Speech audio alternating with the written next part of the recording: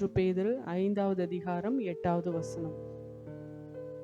வசனம் சொல்லுகிறது, தெளிந்த புத்தி உள்ளவர்களாயிருங்கள், விழித்திருங்கள். ஏன்னா உங்கள் எதிராளியாகிய பிசாசானவன் கர்ச்சிக்கிற சிங்கம் போல எவனை விழுங்கலாமோ என்று வகை தேடி சுற்றி திரிகிறானாம். ஆமென். அப்போ நம்ம எல்லாருக்குமே தெரியும், சத்ருவானவன் எப்பொழுதும் நம்மை எப்படி விழுங்கலாம் என்று வகை தேடி சுற்றிக்கிட்டே இருக்கிறான்னு நம்ம எல்லாருக்குமே தெரியும். ஆனா சத்துரு நம்மை சுற்றி கொண்டு அவன் கர்ச்சிக்கிற சிங்கம் போல எப்பொழுதுமே ஒரு ஒரு பெரிய எதிராளி மாதிரி, ஒரு எனிமி மாதிரி, நமக்கு எதிரான ஒரு நபர் மாதிரி இந்த வசனத்துல குறிப்பிடப்பட்டிருக்கிறது போல கர்ச்சிக்கிற சிங்கம். ஒரு சிங்கம் உங்க பக்கத்துல அப்படியே கர்ச்சித்துட்டே சுத்திக்கிட்டே இருந்ததுன்னா நம்ம எப்படி இருப்போம்? பயத்தோடு இருப்போம். நம்மளை பாதுகாத்து கொள்ளணுங்கிற ஒரு அவேர்னஸோடு இருப்போம். நம்ம இந்த காரியத்தில் இந்த சிங்கத்துக்கிட்ட நம்ம மாட்டிடக்கூடாதுன்னு நம்ம ரொம்ப அலர்ட்டாக இருப்போம். ஆனால் சத்துரு கர்ச்சிக்கிற சிங்கம் போல நம்மை சுற்றி எப்போதும் வந்து கொண்டிருந்தாலும் அவன் எப்பொழுதுமே ஒரு கர்ச்சிக்கிற சிங்கம் போல நம்மளுக்கு காண்பிக்கிறது இல்லை. சில வேளைகளில் நயவஞ்சகமா, எப்படி ஏவாளிடத்துல வந்து அருமையா அன்பா பேசினது போல அவனுடைய வெளிப்பாடுகள் எப்போதுமே கர் கர்ன்னு இருக்காது. சில வேளைகளில் ரொம்ப மென்மையானதா என்ன பண்ணுது, நமக்கு எதிராக அவனுடைய ஆயுதங்கள் இருக்கு, அவனுடைய தந்திரங்கள் நமக்கு எதிராக எப்படி இருக்குது, ரொம்ப மென்மையா இருக்கிறதுனால நாம் தெளிந்த புத்தி உள்ளவர்களா இல்லாவிட்டால் அந்த சத்ருவினுடைய தந்திரங்களுக்கு நம்ம என்ன பண்ணிடுறோம், அஃபெக்ட் ஆயிரும். அந்த தந்திரங்களால நம்ம பாதிக்கப்பட்டு விடுகிறோம்.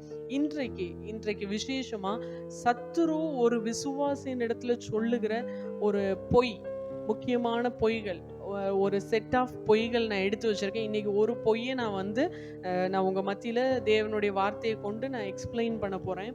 சத்துரு அநேக பொய்களினால் நம்முடைய வாழ்க்கையை என்ன பண்ணியிருக்கிறான், நிரப்பி கொண்டு இருக்கிறான். நல்ல ஆண்டவருக்காக ரட்சிக்கப்பட்டு ஆண்டவருடைய நாமத்தை தெரிந்து சபைக்குள்ள வரோம். சபைக்குள்ள வந்து ஆண்டவருக்காக பிரகாசிக்க ஆரம்பிக்கிறோம். ஆண்டவருடைய அன்புல நிரம்பி ஆண்டவருக்காக பயன்படணும்னு நம்ம இன்னும் நல்லா ஜெபிக்கணும், இன்னும் நல்லா வேதத்தை படிக்கணும்னு ஆரம்பிக்கிறதுக்கு முன்பதாக சத்துரு ஒவ்வொரு கன்னிகளாய் வைத்து பார்த்து, சில பேர் ரொம்ப கம்பீரமா இருக்கிற சத்ரு எதிர்த்து வருகிற ரொம்ப பெரிய ஆயுதமாய் வருகிற சத்ருவின் ஆயுதங்களை ஈஸியா ஓவர் கம் பண்ணி வந்துடுறோம். எதிர்த்து வருகிற சத்துரு ரொம்ப விகரஸா, ரொம்ப ஆக்ரோஷமாய் நம்மளுக்கு எதிராக வரும்போது நம்ம நின்று ஜெபத்துல நின்று யுத்தம் பண்ணி என்ன பண்ணிடுறோம், ஜெயிச்சிடறோம். ஆனா சில வேளைகளை சத்துரு நயவஞ்சகமாய் வரும்போது, ரொம்ப சாஃப்ட் பர்சனாலிட்டியா வரும்போது, ரொம்ப மென்மையான ஒரு தோற்றத்தோட வரும்போது, நல்ல விழிப்பா இருக்கிற விசுவாசிகள் கூட என்ன பண்ணிடுறோம், அந்த சத்ருவின் அந்த தந்திரத்துக்கு நம்ம அகப்பட்டு கொண்டோம். அந்த தந்திரத்துக்குள்ள நம்ம மாட்டிக்கொள்ளுகிறோம். சத்துரு நம்முடைய வாழ்க்கையை முடிந்த அளவுக்கு நின்று எதிர்த்து, அவன் ஒரு பெரிய ஹீரோ மாதிரி நின்று நம்மளை எதிர்த்து பார்ப்பான். நீங்க அதற்கு தப்பிட்டீங்கன்னா உங்களுக்கு அடுத்த டார்கெட் எப்படியா இருக்கும், உங்களுக்கு ரொம்ப ஃப்ரெண்டு போல வருவான், உங்களுக்கு ரொம்ப உற்ற ஒரு துணை போல வருவான், ரொம்ப உங்களுக்கு நல்லது சொல்ற ஒரு வெல்விஷர் போல என்ன பண்ணுவான், வருவான். நேர் எதிர்க்க நின்று உங்களை தகர்க்க முடியாத சில இடங்கள்ல கூட அவன் உங்க பக்கத்துல வந்து நின்று உங்களுக்கு நல்லது சொல்வது போல சொல்லி என்ன பண்ணிடுவான், ஈஸியா ஆண்டோடைய அன்புல இருந்து உங்களை விலகி அவனுடைய காரியங்களை அவன் சாதிச்சுட்டு போறதை நம்ம வேதத்தின் அடிப்படையில் நிறைய இடத்துல பார்க்கிறோம். நம்முடைய வாழ்க்கையில கூட நம்ம அப்படி பார்த்திருக்கலாம். ஆதியாகமம் 3வது அதிகாரத்துல நம்ம பார்க்கிறோம், ஏவாள்கிட்ட வந்து சர்ப்பம் பேசுது. என்ன பேசுது, இந்த தோட்டத்தில் உள்ள சகல விருட்சங்களின் கனியும் சாப்பிடக்கூடாதுன்னு உங்கள் தேவன் சொன்னாரா அப்படின்னு கேட்டது. அப்போ முதல் சத்துரு ஏவாளுக்குள்ள வரும்போது, ஏவாளை தன்னுடைய விருப்பத்திற்கு சத்துரு இணங்க வைக்கிறதுக்கு அவன் யூஸ் பண்ணது என்ன ஆயுதம், தேவனுடைய வார்த்தையை குழப்பும்படியான ஒரு கேள்வியை எழுப்பிதான் ஏவாளுக்குள்ள என்ன பண்றான், சத்துரு உள்ள நுழையிறான். அந்த ஏதேனுக்குள்ள வர்ற சத்துரு ஏவாளை ஆளுகை செய்வதற்கு அவன் யூஸ் பண்ண ஆயுதம் என்ன, தேவ வார்த்தையில ஒரு குழப்பமான கேள்வி. இன்னைக்கும் இத்தனை 1000 வருஷம் ஆயிருச்சு, சத்துரு ஒரு தேவ பிள்ளைய தேவ வார்த்தையிலிருந்து ஒரு குழப்பமான கேள்வி மூலமா தான் இன்னும் தந்திரமா என்ன பண்ணிட்டு இருக்கிறான், பொய்களை சொல்லி ஜனங்களை பின்மாற்றத்துக்கு நேரா இழுத்து கொண்டு இருக்கிறான். அந்த குழப்பமான கேள்வி வரும்போது அந்த வார்த்தையில, தேவனுடைய வார்த்தையில யார் உறுதியாய் நிற்கலையோ அவங்க முதலாவது குழம்பி இல்ல அப்படின்னு பதறி ஒரு வார்த்தையை சொல்ல, அப்போ இவங்களுக்கு வேதம் தெரியல, இவங்களுக்கு ஆண்டோடைய வார்த்தை முழுவதுமா என்ன பண்ணல தெரியல, சத்தியம் இவங்களுக்கு சரியா தெரியலன்னு அறிந்த சத்துரு சார்ஜ் எடுத்து அடுத்து என்ன பண்றான், நெகட்டிவான காரியங்களை என்கரேஜ் பண்ணி அவங்கள அப்படியே டிஸ்ட்ராக்ட் பண்ணி அவங்கள டெம்ப்ட் பண்ணி அவன் என்ன நினைச்சானோ அதை என்ன பண்ணிடுறான், அந்த குற்றவாளியாய் அந்த அந்த பிலீவரையோ அந்த ஆத்மாவே என்ன பண்ணிடுறான், மாற்றிடுறான். நம்முடைய வாழ்க்கையில நம்முடைய வேதம், சத்திய வேதம் கர்த்தர் நமக்கு கொடுத்திருக்கிற விலை மதிக்க முடியாத ஒரு பொக்கிஷம். இன்னைக்கு நம்ம பல காரியங்களை படிப்பதற்கு ஆர்வம் காட்டுகிறோம். இன்னைக்கு சத்திய வேதத்தை நம்ம பைபிள புக்கை திறந்து படிக்கணும் அப்படின்னா இன்றைக்கு அது நிறைய பேருக்கு கடினமான ஒரு காரியமா இருக்கு. இன்னும் சில பேர் நல்ல ஆண்டவருக்காக ஊழியம் செய்கிற பிள்ளைகள் கூட வேதத்தை இந்த புக்கை எடுத்து புக்கை திறந்து பைபிளை படிச்சு மாதக்கணக்காய் ஆன ஊழியர்கள் கூட இருக்கிறாங்க. அவங்களுடைய பைபிள் முழுக்க முழுக்க எதுல தான் படிக்கிறாங்க, மொபைல்ஸ்ல. அதற்கு நம்ம 1000 காரணங்கள் சொல்றோம், இது இல்லை அது இல்லை அப்படி இருக்கு, இந்த இத்தனை காரியங்கள் நான் அதுல தான் பாக்குறேன், எனக்கு இதுக்கு அர்த்தங்கள் இதுல தான் கிடைக்குது. எல்லாமே இருக்கட்டும், இந்த வேதம் நமக்கு புத்தகமாய் நம்முடைய கைகள்ல கிடைக்கிறதற்கு அத்தனை சாக்ரிஃபைசஸ் இந்த புத்தகத்துக்கு பின்னாடி இருக்குது. ஆமென். இந்த புத்தகம் நம்மளுக்கு எளிதாய் வந்து நம்ம கையில கிடைக்கல. இந்த புத்தகத்துக்கு பின்னாடி அத்தனை உயிர் தியாகங்கள் இருக்கு, மன வலிகள் இருக்குது, போராட்டங்கள் இருக்கு, எதிர்ப்புகள் இருக்கு, கண்ணீர்கள் இருக்கு, இழப்புகள் இருக்கு. இது எல்லாம் தாண்டி தான் இந்த புத்தகம், வேத புத்தகம், பரிசுத்த வேதாகவும் நம்முடைய கரங்கள்ல வந்து இன்னைக்கு நம்ம போய் ஈஸியா பர்ச்சேஸ் பண்ணிட்டு வர்றதுனால இந்த புத்தகம் ரொம்ப ஈஸியா நம்மகிட்ட வந்து சேரல. ஆமென். இந்த புத்தகம் நம்ம இடத்துல வந்து சேர்வதற்கு பல பல பரிசுத்தவான்கள் பல தியாகங்களை பண்ணி தான் இந்த புத்தகத்தை நம்ம கையில என்ன பண்ணியிருக்காங்க, இந்த ஜெனரேஷனுக்கு ஈஸியா கொண்டு வந்திருக்காங்க. இந்த வேத புத்தகத்தை சுமப்பதற்கும் இதை திறந்து வாசிக்கிறதற்கும் வசனம் சொல்லுகிறது, இதை வாசிக்கிறவன், கேட்கிறவர்கள், இதன்படி நடக்கிறவர்கள் ஒவ்வொருவரும் பாக்கியவான்கள். ஆனா இந்த புத்தகத்தை திறந்து நம்ம வாசிக்காததுனால சத்துருவுடைய அநேக பொய்களுக்கு ஈஸியா நம்ம பலியாயிடுறோம். ஈஸியா நம்ம என்ன பண்ணிடுறோம், பலியாயிரும். அப்போ அந்த சத்துருடைய பொய்களை மேற்கொள்ளணும்னா அன்னைக்கு ஏவாளுக்குள்ள தேவன் உன்னுடைய தோட்டத்துல உள்ள எல்லா பழத்தையும் சாப்பிடக்கூடாதுன்னு சொன்னாருன்னு கேட்ட உடனே, இல்லையே தேவன் எல்லா பழங்களையும் சாப்பிடணும்னு தான் சொன்னாரு, நன்மை தீமை அறியத்தக்க விருட்சத்தை மட்டும்தான் சாப்பிடக்கூடாதுன்னு சொன்னாருன்னு சொல்லிட்டு போயிருந்தான்னா இவ கர்த்தருடைய வார்த்தையை தெளிவாய் கேட்டு இருக்கிறாள் என்று சத்துரு அடுத்து அவனுடைய காயினை அதுக்கு அவளுக்கு நேரம் என்ன பண்ணியிருக்க மாட்டான், பிளேஸ் பண்ணியிருக்க மாட்டான். அப்போ சத்துரு ஏவாளை பார்க்குறா, இல்லை இவளே சத்தியத்துல என்ன பண்ணிட்டு தான் இருக்கிறா, குழம்பிட்டு தான் இருக்கிறா, இவ சகல விருட்சங்கள்ங்கிறா, இல்லை எல்லா விருட்சத்தையுங்கிறா, ஆமாங்கிறா, ஒரு வார்த்தையை கூட்டி சொல்றா, ஒரு வார்த்தையை குறைச்சி சொல்றா. அப்போ இவளுக்கு சத்தியம் சரியா என்ன பண்ணல தெரியலன்னு சொல்லிதான் ஏவாளை தன்னுடைய வீழ்ச்சிக்கு நேரம் என்ன பண்றான் சத்துரு அழகா நடத்திட்டான். இன்றைக்கு தேவ பிள்ளைகளாகிய நாம் இன்னைக்கு வேதம் நம்ம கையில கொடுக்கப்பட்டிருக்க அருமையான நம்ம நல்ல ஒரு லென்த் டேஸ்ல வந்திருக்கிறோம். வேதத்தை படிக்கிறதற்கு கவனத்தை செலுத்துங்க. இந்த வேதம் இன்றைக்கு உலகத்துல நீங்க யூடியூப்போ இல்ல சோசியல் மீடியாஸ், நீங்க ஈவன் ChatGPT எடுத்துட்டு இன்னைக்கு கர்த்தரின் மேய்ப்பரா இருக்கிறார் ப்ரிப்பேர் எ சர்மன்னு போடுங்களேன், அழகா சர்மன் ப்ரிப்பேர் ஆகி வந்துடும். இதை நீ ஸ்டேஜில் பேசணுமா, யூத்துக்கு நடுவில் பேசணுமா, 15 நிமிஷமா பேசணுமா, டிபேட் மாதிரி பேசணுமா, இங்கிலீஷில் பேசணுமா, எந்த லாங்குவேஜில் பேசணும், இல்லை நான் உனக்கு PDF தரவா, பிரிண்டபிள் ஃபார்மேட்டில் தரவா, என்ன உங்க கையில அல்வாவை எடுத்து கொடுக்குற மாதிரி எடுத்து வாயில வரைக்கும் போடுற அளவுக்கு ChatGPT இன்னைக்கு அவ்வளோ அழகா சர்மன்ஸ் ப்ரிப்பேர் பண்ணி கொடுக்குது. நீங்க எத்தனை பேர் அதை பார்த்துருக்கீங்கன்னு தெரியல. முடிஞ்சா இன்னைக்கு வீட்டுல போய் ஏதாவது ஒரு வசனம், உங்களுக்கு தெரியாத ஒரு வசனமோ தெரிந்த ஒரு வசனத்தையோ எடுத்து பாருங்க. இத்தனை பாயிண்ட்ஸ் இதை 3 மணி நேரம் ஒரு செமினார் மாதிரி எடுக்கணுமா, எல்லாவற்றிற்குமான சோர்சஸ் அப்படியே நீங்க பிரிண்ட் எடுத்து வாசிச்சீங்கன்னா போதும், 3 மணி நேரம் செமினார் என்ன பண்ணிடலாம், நடத்திடலாம். இந்த வார்த்தை ஜீவனுள்ள வார்த்தை.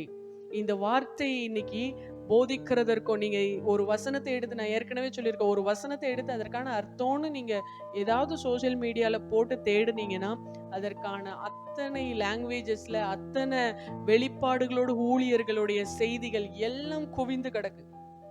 இவைகள் எல்லாவற்றிற்கும் மத்தியில எந்த சத்தியம் உங்களுக்கு பலன் கொடுக்கும் தெரியுமா? நீங்க முழங்கால் படிட்டு கண்ணீரோடு வாசிச்சு ஆண்டவரிடத்துல இருந்து பலனை பெற்றுக்கொண்டு உங்க வாழ்க்கையில அதை எக்ஸ்பீரியன்ஸ் பண்ணணும்னு நினைக்கிறீங்கல்ல, அந்த சத்தியம் மாத்திரமே உங்களுக்கு பலனை கொடுக்கும். ஆமென். நீங்க பேசுறதுக்கு இல்ல உங்களுடைய வாழ்க்கையின் காரியங்களை நல்ல ஒரு மோட்டிவேஷனல் ஸ்பீச் கேட்கணும் அப்படின்னா நீங்க யூடியூப்ல இன்க்ளூடிங் நம்மளுடைய வீடியோஸ், நல்ல ஆண்டவர் என் கூட பேசணும், நல்ல ஒரு மோட்டிவேஷன் வேணும், இப்ப நான் டவுனா இருக்கேன் அப்படின்னா யூடியூப்ல போய் வீடியோஸ் கேட்டுக்கலாம். ஆனால் உங்களுக்குள்ளே சத்தியம் கிரியை செய்யணும்னா நீங்க திறந்து முழங்கால போட்டு வாசிக்கணும். ஆமென். நீங்க முழங்கால முடக்கி, ஆண்டவரே எனக்கு வெளிப்படுத்துங்கப்பா, இந்த காரியத்துல இருந்து என்ன விடுதலை பண்றதுக்கு எனக்கு உங்க வார்த்தை வேணும்ப்பா, எனக்கு இந்த காரியத்துல எனக்கு பர்டிகுலரா இன்னைக்கு இந்த விடுதலை எனக்கு நான் பெற்றுக்கொண்டே ஆகணும், எனக்கு நீங்க விடுதலை தாங்கப்பான்னு நீங்க முழங்கால போட்டு பைபிளை திறக்காத வரைக்கும் எத்தனை பெரிய ஊழியக்காரர்களுடைய சத்தியமும் உங்க வாழ்க்கையை மாற்ற போறது இல்லை. ஆமென். கேட்கலாம், ஒரு மணி நேரத்துக்கு உங்களுக்கு என்கரேஜ்மெண்டா இருக்கும். நீங்க முழங்கால் போட்டு கண்ணீர் சிந்தி அது அந்த வார்த்தையை நீங்கள் அறிக்கையிட்டு அதை விசுவாசித்து அது உங்கள் வாழ்க்கையாய் மாற்றும் போதுதான் நீங்க கேட்ட சத்தியம் உங்களுக்குள்ள என்ன பண்ணும்? கிரியை செய்யும். ஒருத்தங்க ஆப்பிள் சாப்பிடுறாங்க, அல்லது ஒரு நல்ல ஒரு சுவையான மாம்பழம் இருக்கு, ரொம்ப அழகா இருக்கு, ஒருத்தங்க ரசிச்சு ருசிச்சு சாப்பிட்டு உங்களுக்கு யூடியூப்ல காமிக்கிறாங்க. ஓகேவா? இப்படி கட் பண்ணுங்க, இப்படி செய்யுங்க, இப்படி இது பண்ணுங்க, சாப்பிடுங்க, இது கூட இப்படி எல்லாம் இன்கிரீடியன்ஸ் ஆட் பண்ணி சாப்பிடுங்க, அப்படி இப்படின்னு சொல்றாங்க.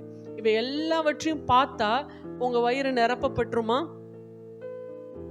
நீங்க மாம்பழத்தை வாங்கணும், வீட்டுல கட் பண்ணணும், அதே போல நல்ல சுவையான மாம்பழமா வாங்கி கட் பண்ணி அதை நீங்கள் சுவைக்கிற வரைக்கும் உங்கள் வயிறு நிரப்பப்படாது. உண்மைதானா? அதே போல இன்றைக்கு சத்தியங்களை கேட்டான ஆசீர்வதிக்கப்பட்டுருவேன் முடியாது. இவ்வளோ பெரிய ஊழியக்காரர் ரொம்ப பவர்ஃபுல்லான செய்தியை கொடுத்திருக்கிறார். 1 மணி நேரம் அவரு எங்க பாஸ்டர்ல என்னையா பேசுறாரு, அவர் எவ்வளோ பெரிய சத்தியத்தை வெளிப்பாடுகளை கொடுக்கிறார். எத்தனை பெரிய வெளிப்பாடுகளா இருந்தாலும் உங்கள் வாழ்க்கையில அறுவடைகளை நீங்கள் காணணும்னா நீங்க அதை சுவைத்தால் மட்டுமே முடியும். ஆமென். நீங்க பைபிளை திறந்து படிக்கணும். நீங்க முழங்காலம் முடக்கி கண்ணீரை சிந்தி, ஆண்டவரே எனக்கு வெளிப்படுத்துங்கப்பா, ஆண்டவரே என் வாழ்க்கையில இதுக்கு எனக்கு ஒரு வெளிச்சத்தை காண்பீங்கப்பான்னு நீங்க முழங்கால்களை முடக்காத வரைக்கும் அவங்க சப்போர்ட் பண்ணலாம், கைட் பண்ணலாம். ஒருவேளை மாம்பழம் எப்படி பர்ச்சேஸ் பண்ணணும்னு தெரியாதவங்க கற்றுக்கொள்ளலாம், மாம்பழம் எப்படி கட் பண்ணணும்னு தெரியாதவங்க டிப்ஸ் அண்ட் ட்ரிக்ஸ் கற்றுக்கொள்ளலாமே தவிர உங்கள் வயிறு ஆசீர்வதிக்கப்படணும்னா, நீங்க ஆசீர்வதிக்கப்படணும்னா நீங்கள் அதை பெற்றுக்கொண்டு நீங்கள் அந்த பிரயாசத்தை செஞ்சாதான் பெற்றுக்கொள்ள முடியும். எத்தனை பேர் அந்த பிரயாசத்தை நம்முடைய வாழ்க்கையில செய்து கொண்டு இருக்கிறோம்? இன்னைக்கு சத்துருவுடைய பொய்கள் ஈஸியா நம்மை மேற்கொண்டு போயிருது. இன்னைக்கு நம்ம இடத்துல எத்தனை பேர் இடத்துல அப்படிப்பட்ட ஒரு காரியம் காணப்படுது? இன்னைக்கு சத்துரு நம்ம ஈஸியா பொய்களினால மேக் ஓவர் பண்ணிடுறான். சுத்த ஆவியானவர் நமக்குள்ளே கிரியை செய்வாராக. ஆமேன், ஆமேன். சத்தமா ஒரு ஆமேன். ஸோ ஆண்டவர் வழி நடத்துகிற வரைக்கும் சத்ருவுடைய ஒவ்வொரு பொய்களை நம்ம தியானிக்க போகிறோம். சத்ருவுடைய பெரிய டார்கெட் நம்ம எப்பவுமே மறந்துடக்கூடாது. அவன் நம்முடைய வாழ்க்கையின் கர்த்தர் வைத்திருக்கிற அந்த டெஸ்டினியை, நம்மளுடைய லட்சியம் இருக்குல்ல, கோல், அதை எப்படியாவது டிசாஸ்டர் ஆக்கணும், எப்படியாவது சீர்குலைச்சு போட்டுறணும். அதுதான் அவனுடைய அல்டிமேட்டான கோல். எந்த ஒரு பிலீவரா இருந்தாலும் நீங்க நினைக்கலாம், நான் என்ன அவ்வளோ பெரிய ஆளா, நான் ஏதோ ஜெபிக்கிறேன், ஏதோ வரேன், ஏதோ போறேன், ஏதோ ஆண்டவர் ஏற்றுக்கொண்டேன், என்னுடைய டெஸ்டினியும் டெஸ்ட்ராய் பண்றதுக்கு சத்ரு பிளான் பண்றானா 100% ஆமா. நீங்கள் இயேசுவை நம்பி இயேசுவுக்காக வாழ உங்களை அர்ப்பணித்த நாள்ல இருந்து உங்களுடைய வாழ்க்கையில இயேசுவின் இடத்துல போய் சேருகிற வரைக்கும் ஏதாவது ஒரு பாயிண்ட்லயாவது உங்களை விழத்தள்ளி அந்த அந்த பரம ஈவை உங்களிடத்துல இருந்து எடுத்துடலாமாங்கிறதற்கு சத்துரு 24 மணி நேரமும் முழு 365 நாளும் அவன் வேலை செஞ்சுட்டே தான் இருப்பான். அப்ப அதை உணர்ந்த விசுவாசிகள் நாம் அதற்கு தப்ப நம்ம எப்பொழுதும் எப்படி வைத்துக் கொள்ளணும்?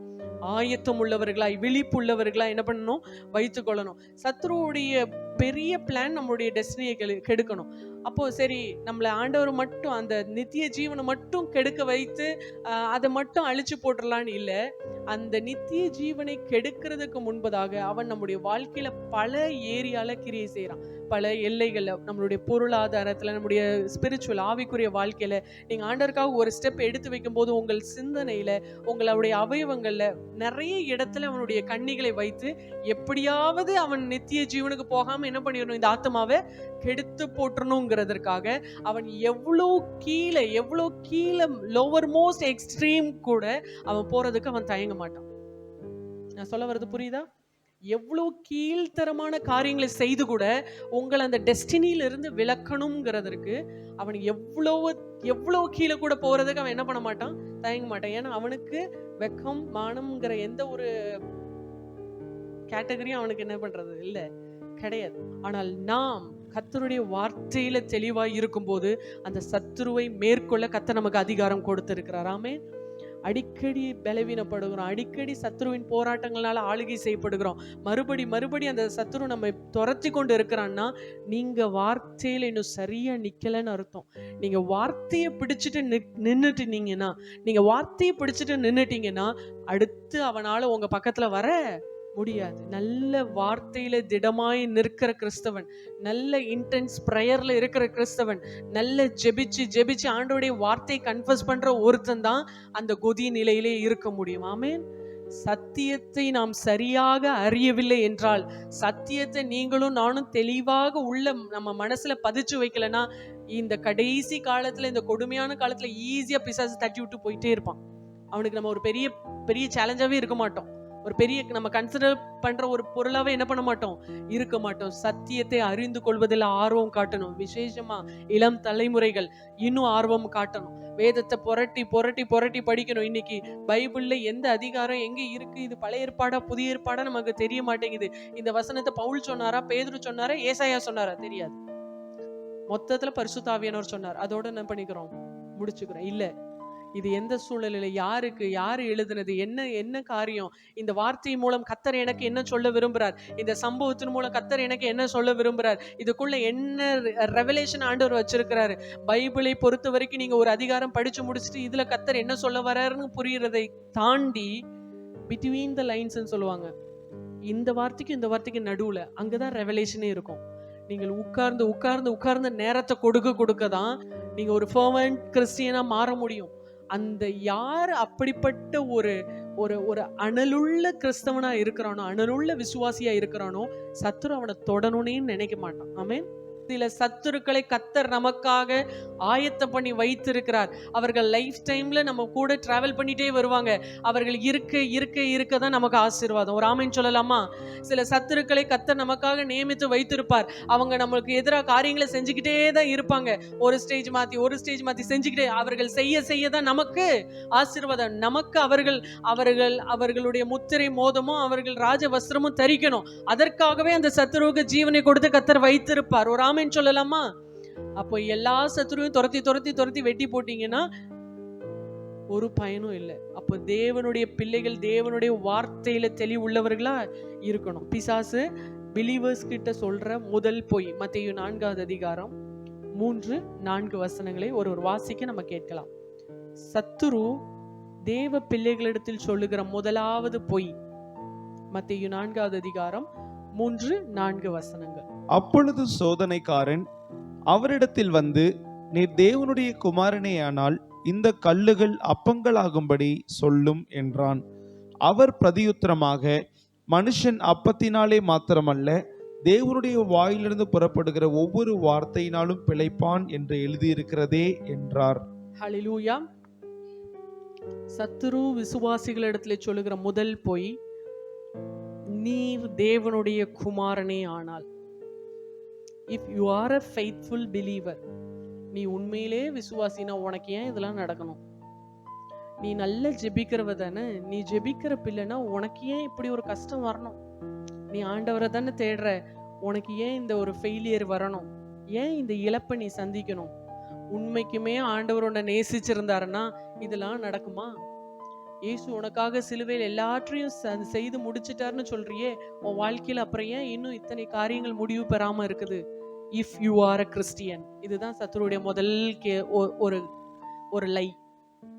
சத்துருடைய முதல் பொய் என்னது? நீ ஒரு நல்ல ஜெப வீரன்னா, இஃப் நீ அபிஷேகம் பண்ணப்பட்ட ஒரு ஊழியக்காரன்னா ஏன் உன் சபையில இப்படி இருக்கணும்? நீ இவ்வளோ ஆண்டவருக்காக தியாகத்தோடு ஊழியம் செய்யறன்னா ஏன் உன் சபையில ஆத்துமாக்கள் பெருகல? ஏன் உன்னுடைய யூடியூப்ல ஃபாலோவர்ஸ் கூடல, சப்ஸ்கிரைபர்ஸ் கூடல?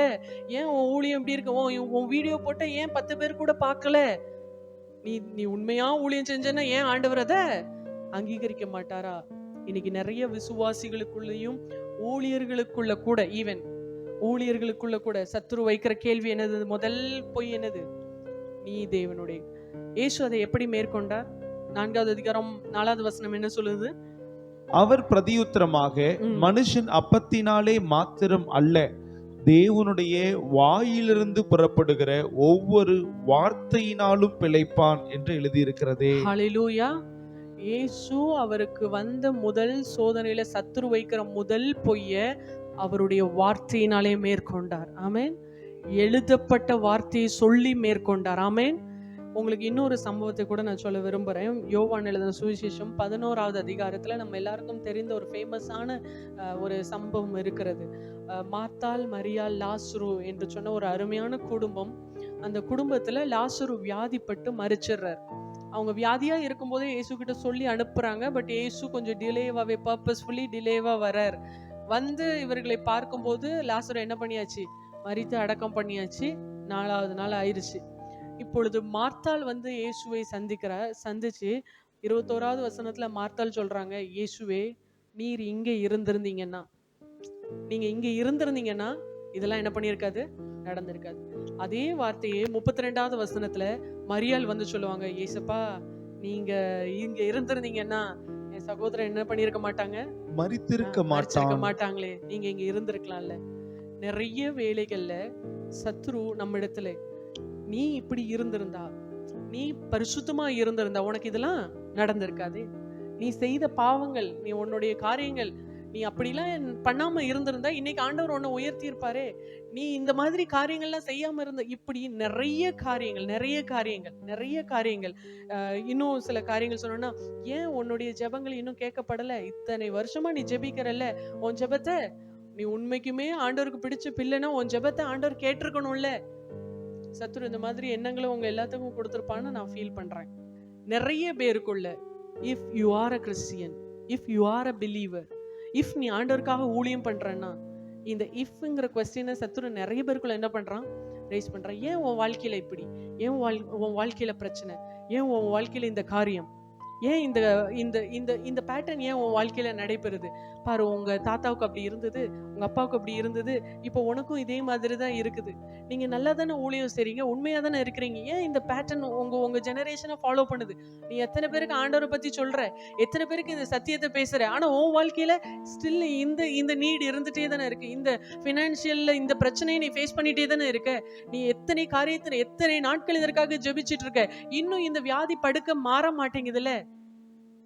இயேசு முதல் சந்தித்த அந்த முதல் பொய்ய எப்படி வார்த்தையினால மேற்கொண்டார்? அந்த வசனத்தை மறுபடியும் நம்ம வாசிக்கலாம். மத்தேயு 4வது அதிகாரம் 4வது வசனம். இயேசு பிரதியுத்தரமாக, மனுஷன் அப்பத்தினாலே மாத்திரமல்ல, தேவனுடைய வாயிலிருந்து புறப்படுகிற ஒவ்வொரு வார்த்தையினாலும் பிழைப்பான் என்று எழுதியிருக்கிறதே.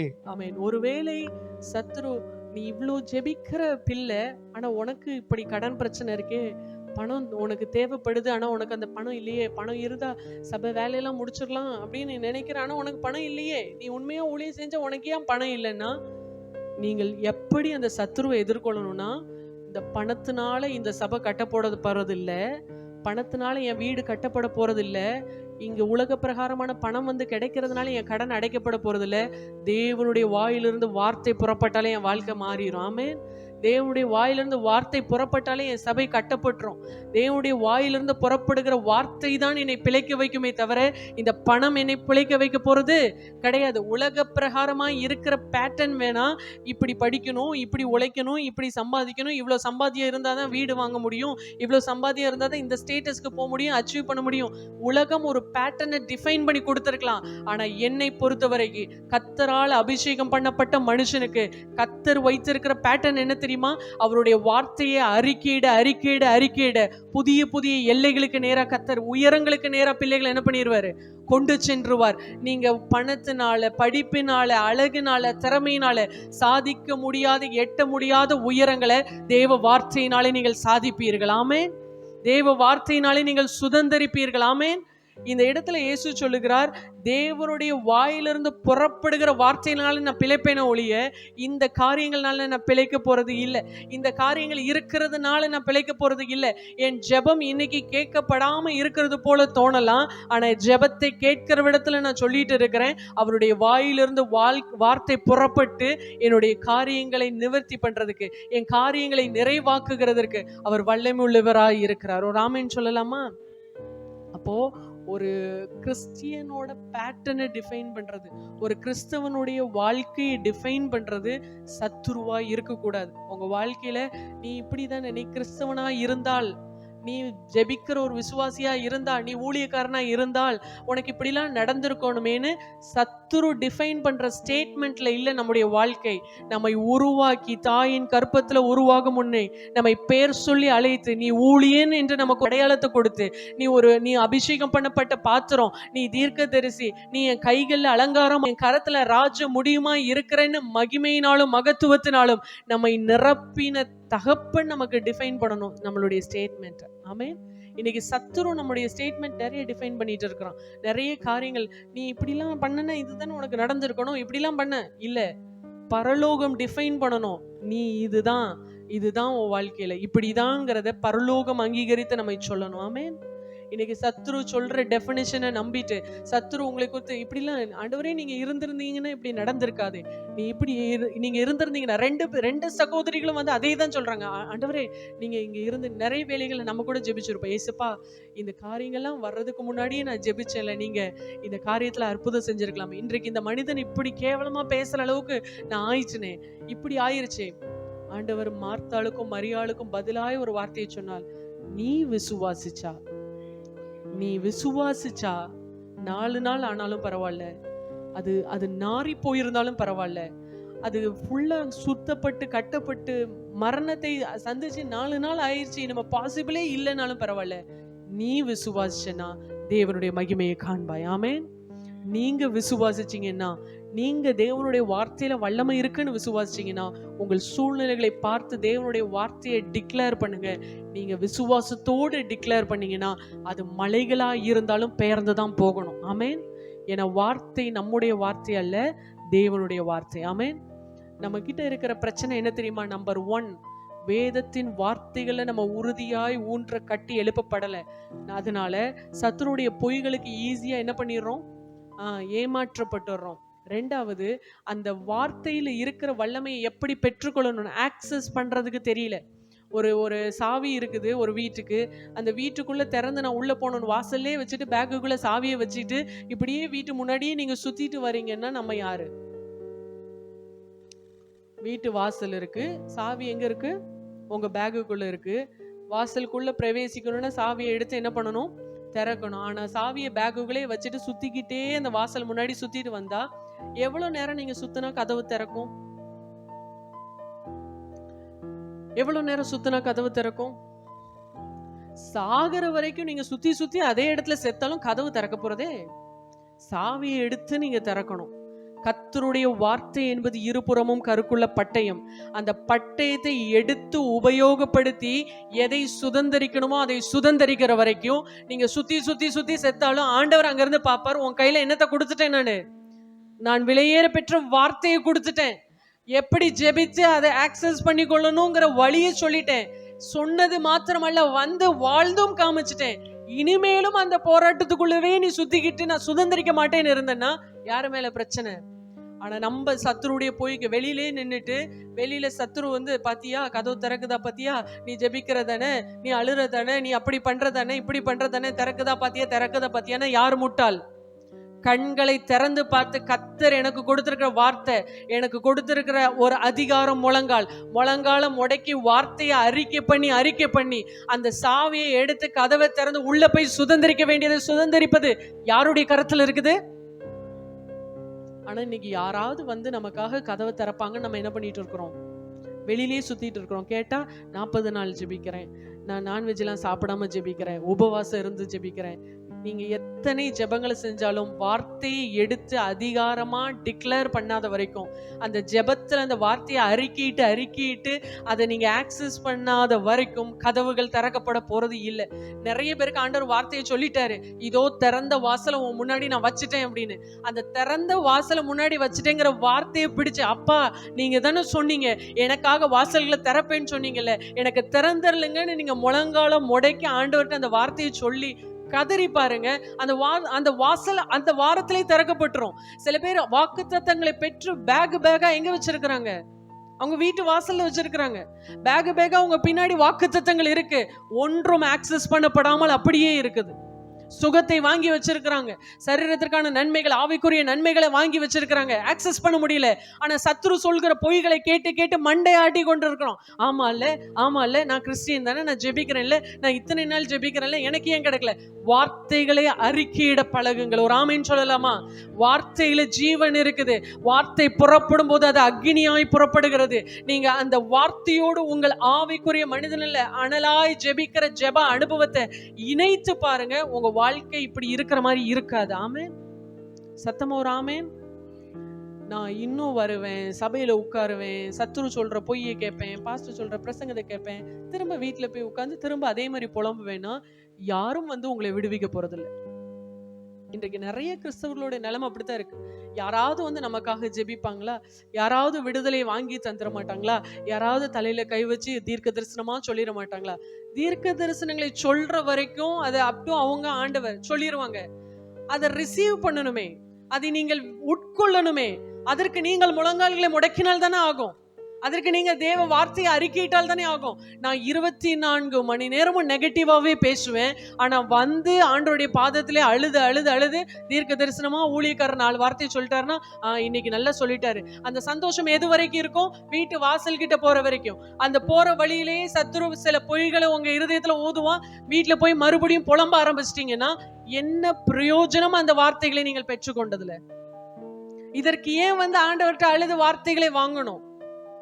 வாங்கி வாங்கி வாங்கி ஒவ்வொரு சாவியா, சில பேர் பேக் ஃபுல்லா சாவி தான். பொருளாதாரத்துக்கு ஒரு சாவி, படிப்புக்கு ஒரு சாவி, ஆசீர்வாதத்துக்கு ஒரு சாவி, கர்ப்பத்தின் கனிக்கு ஒரு சாவி, கல்யாணத்துக்கு ஒரு சாவி. ஒரு சாவி யூஸ் பண்ண போறதில்ல. எதுக்கு நீ சாவியை வாங்கி வச்சுட்டு? வார்த்தைகளை அறிக்கை பண்ண பழகுங்கள். ஆமேன். ஒரு பிரச்சனை வருதா, உங்க இருதயத்துல விசாரங்கள் பெருகுதா, ஆண்டவரே டீப் டிப்ரெஷனா இருக்கு அப்படின்னா, எனக்கு மைண்டே சரியில்லை, இன்னைக்கு ஃபுல்லா நல்லா நான் சாப்பிட்டு நல்லா தூங்க போறேன். இல்ல, இது ஒரு கிறிஸ்தவனுக்கு அழகு அல்ல. என் உள்ளத்தில் விசாரங்கள் பெருகுகையில் உம்முடைய ஆறுதல்கள் என்னை தேற்றுகிறது. என் உள்ளத்துல விசாரம் பெருகிருச்சுன்னா நீங்க ஆறுதல் படுத்துவேன்னு சொல்லியிருக்கிறீங்க. நீங்க தான் என்னை ஆறுதல் படுத்தணும். என்ன ஆண்டவரேன்னு நீங்க ஆண்டவருடைய வார்த்தையை அறிக்கையிட்டு உங்க முழங்கால்களை முடக்கி பாருங்க. அதுதான் வழி, அதுதான் சொல்யூஷன்.